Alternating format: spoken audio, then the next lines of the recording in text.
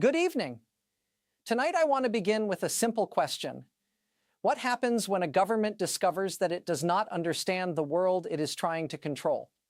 Not publicly, not officially, but privately, quietly, inside briefing rooms, inside intelligence reports, inside closed-door meetings where confident predictions are suddenly replaced by hesitant language.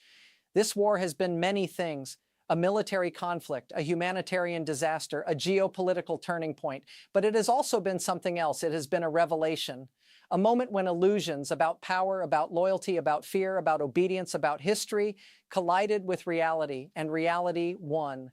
For years before the invasion, Russia's leadership operated under a core assumption: that authority, once asserted, would be accepted. That pressure would produce compliance, that strength would generate submission, that resistance would be temporary, that people would adapt. This belief was reinforced by decades of centralized control. Opposition had been marginalized, media consolidated, institutions subordinated, criticism criminalized.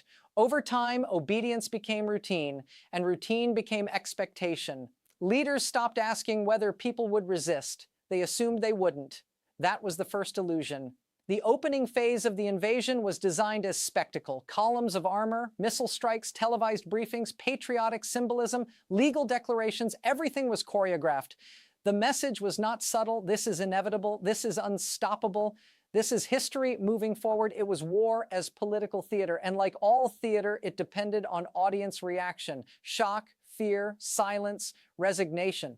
But Ukraine did not respond as scripted. When the first missiles fell, Ukrainians did not wait for instructions. They did not retreat into isolation. They mobilized. Neighborhoods organized shelters. Volunteers coordinated evacuations. IT specialists secured networks.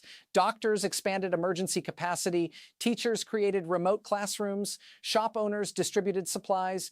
Drivers became transporters. Strangers became teammates. The invasion was meant to fracture society. It activated it, and that activation changed everything. One of the most consequential moments of the war was not a battle, it was a decision. Ukraine's leadership stayed. They did not disappear. They did not govern remotely. They remained visible, accessible, present. They spoke plainly. They admitted danger. They acknowledged fear. They promised work, not miracles. That visibility became proof that the state still existed, proof that abandonment was not underway, proof that resistance was coordinated, and people believed what they could see. Russia entered the war with numerical advantages: more equipment, more personnel, more reserves, more firepower, but size requires management, and management requires flexibility. Rigid systems struggle under pressure. Supply lines stretched, maintenance failed, communications broke, coordination collapsed, corruption distorted logistics, fear distorted reporting, small failures multiplied. Ukraine exploited them with drones, with ambushes, with intelligence, with mobility.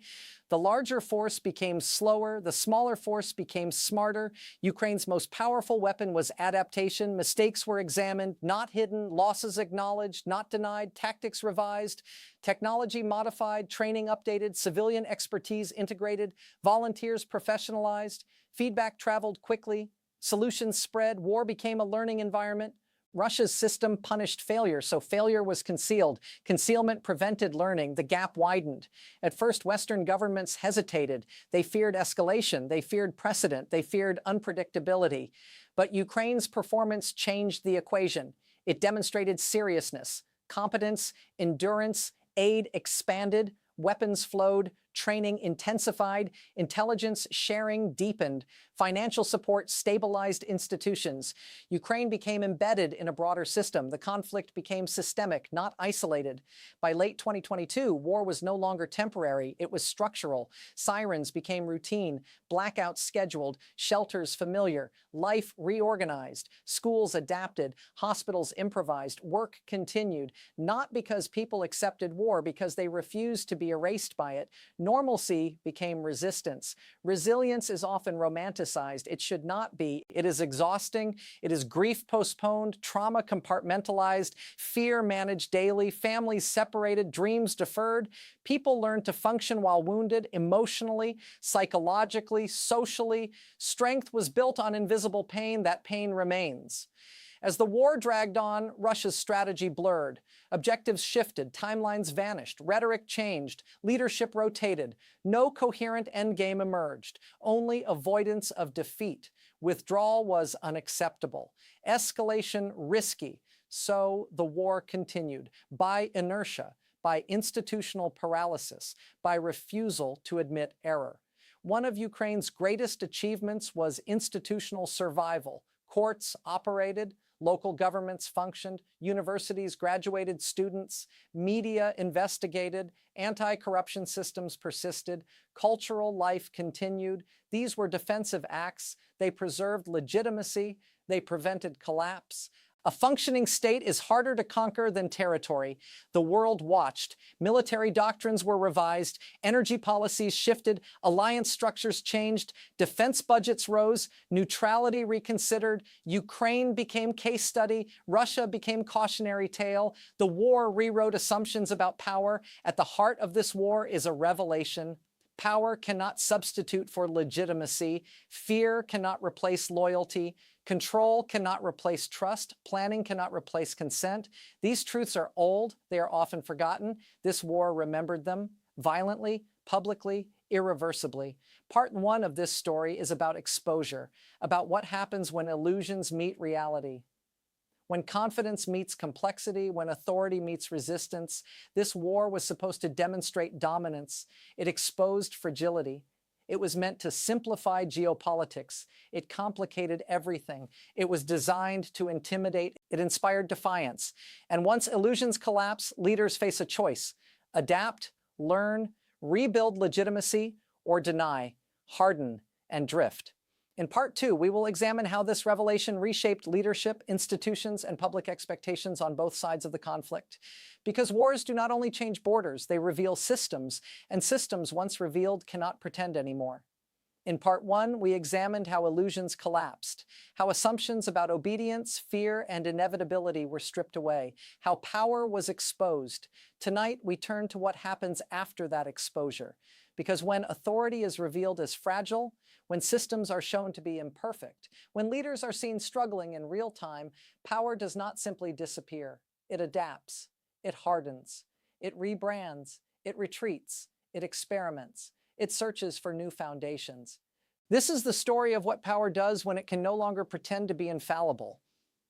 Before this war, Russia's leadership cultivated an image of inevitability. Decisions appeared final, criticism seemed futile, outcomes looked predetermined, power felt untouchable. The war punctured that image. Military setbacks, economic sanctions, diplomatic isolation, visible improvisation, publicized failures, all revealed limits. Once people see limits, they cannot unsee them. Authority changes permanently.